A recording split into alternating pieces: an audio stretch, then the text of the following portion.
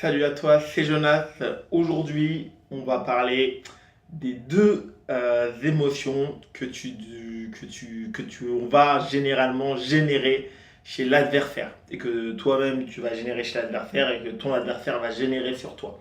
Alors, je l'ai divisé vraiment en deux catégories pour faire simple. Il y a deux choses. Il y a d'une part de la crainte, d'autre part de la frustration. Donc, c'est le propos que je vais développer aujourd'hui. Exemple typique d'un adversaire qui va générer beaucoup de crainte lorsque tu vas le jouer, un adversaire qui a un excellent coup droit, et encore un autre cas qui a un excellent coup droit et en plus qui est agressif, parce qu'il y en a qui ont des bons coups droits, et effectivement qui a un bon coup droit et qui est agressif, donc c'est-à-dire qu'il est capable de prendre son pivot, d'agresser, que ce soit un partout ou un 9-9, qui le fait de façon extrêmement régulière. Donc ça c'est un adversaire, lorsqu'il va te dominer, lorsque à chaque premier coup de raquette il est capable, parce qu'il rentre bien sur la balle, il place bien la balle, il rentre fort, dans différents angles, il met de la variation, et en un ou deux coups de raquette, après, lorsque tu vas rater l'armée, il va être capable de gagner le point, souvent avec l'autospin coup droit, c'est un peu moins vrai avec l'autospin revers, mais souvent avec l'autospin coup droit, parce qu'en plus, il y a souvent la composante vitesse, c'est-à-dire l'adversaire à un moment donné, avec son coup droit, en un, deux coups de raquette, il va être capable de te mettre hors de portée de la balle. Premier coup de raquette, déjà, si tu réussis à bloquer, tu recules un petit peu, deuxième coup de raquette dans l'angle ouvert, donc là à chaque fois, donc tu vas avoir un niveau de pression qui va monter, donc tu vas avoir peur de ça, donc c'est vraiment une vraie crainte par rapport à ton adversaire en retour de service, à chaque fois tu vas te mettre beaucoup de pression pour tenter des choses extrêmement difficiles, et même lorsque ce sera à toi de servir, bah, tu vas avoir cette pression-là de te dire je dois être super efficace sur ma série de services parce que je sais que je suis en difficulté sur son tour de service. C'est un adversaire qui prend son coup droit, qui m'agresse et que effectivement si je fais pas à chaque fois une bonne remise ou une très bonne remise, bah, il va avoir un premier top spin, un deuxième top spin et même s'il en rate un sur 3, un sur 4, il va évidemment gagner 7 puis gagner le match.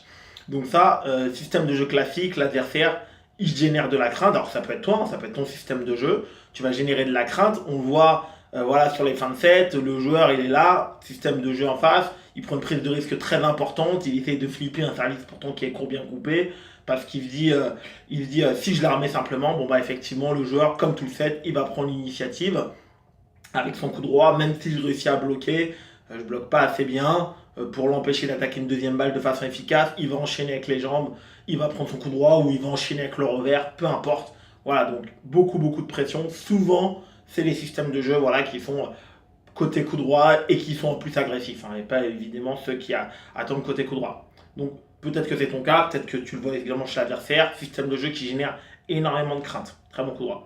Deuxième système, là c'est plutôt mon cas, système de jeu qui génère de la frustration. Ça veut dire moi ce que je génère beaucoup de frustration chez mes adversaires, parce que du coup comme moi j'ai un système de jeu qui est basé sur le top spin revers, si tu suis cette chaîne tu le sais très bien, bah, je démarre très souvent avec un top spin revers qui paraît et qui est souvent qui paraît banal, mais en fait moi ma force c'est bah, déjà ma régularité, je fais pas de faute dessus, elle est placée à des endroits différents, je mets beaucoup d'effets, mais la conséquence, comme souvent je démarre en plus en diagonale avec ce top spin revers, c'est qu'en fait mon adversaire, et peut-être c'est également ton cas, il va toucher beaucoup de balles. Mais par contre, sur le volume de balles qu'il va toucher, même si elles vont pas à une vitesse extraordinaire, et dans le déroulement du point, bah là surtout comme actuellement je joue des joueurs qui sont un peu plus faibles que moi, hein, de 200-300 points en général, ils touchent beaucoup de balles, mais malheureusement, bah, même si l'échange il est lancé plusieurs fois, bah, la majorité des points vont tomber de mon côté. Donc je peux que je gagne beaucoup 3-0 ou 3-1 là, depuis le début de l'année, et l'adversaire bah, il a touché beaucoup de balles, il ne s'est pas senti particulièrement en difficulté, mais voilà, je vais générer beaucoup de frustration parce que justement, j'ai pas de service extraordinaire. Je fais très rarement des services gagnants. Je fais très rarement des remises gagnantes aussi. Mais par contre, voilà, je mets énormément de balles sur la table. Je joue des placements qui sont le plus chiants possible. Évidemment, s'il y a une balle qui manque quand même de vitesse, je vais être capable de l'accélérer. Mais je joue aussi beaucoup de balles intermédiaires. Je suis extrêmement patient. Et voilà, l'adversaire, c'est souvent lorsque lui il va chercher à accélérer pour me mettre en difficulté que soit je vais contrer de façon extrêmement adéquate, soit bah, je vais provoquer la faute grâce à ma qualité de balle. Donc voilà, système de jeu de frustration. Petite technique. Donc moi, comme j'ai toujours su que j'avais fait cet avantage, mais aussi voilà, cette émotion que je vais générer chez mon adversaire pour générer de la crainte.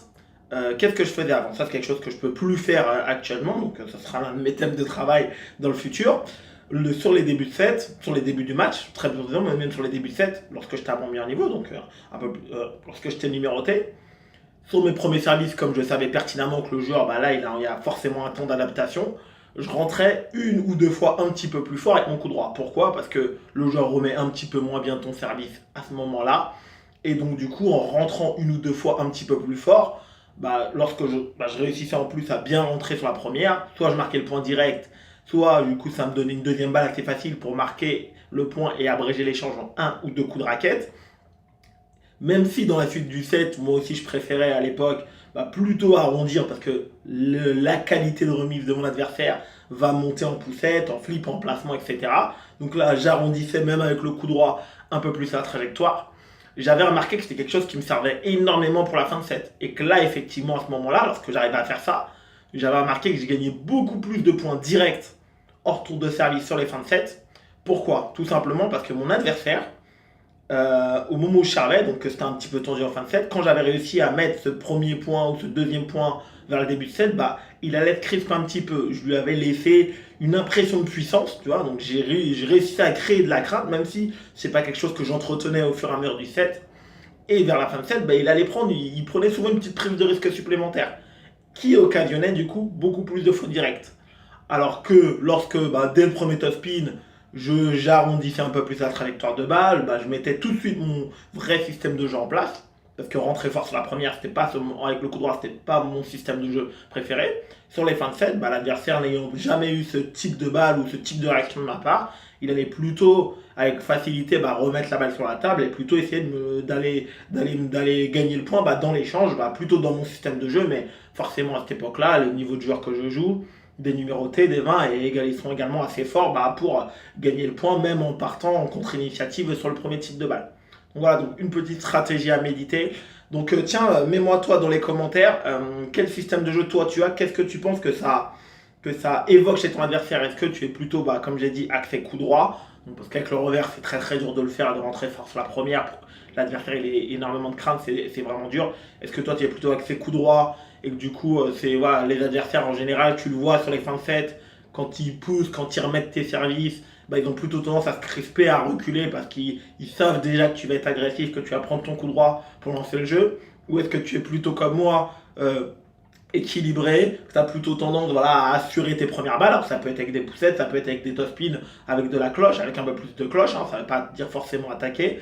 Et que du coup, tu génères, lorsque tu gagnes tes adversaires, ce que tu vas générer chez eux, ça va être beaucoup de frustration, parce que de la même façon, ils vont toucher de la balle, ils vont quand même avoir un certain plaisir à jouer, voilà, donc ils vont toucher, il va y avoir des échanges, mais par contre, effectivement, toi aussi, comment tu réussis, même si c'est à ton niveau, à les dominer dans l'échange, par le placement de tes balles, par à un moment donné un petit coup, un bloc un peu plus appuyé, un top spin qui est bien placé, qui va un peu plus vite.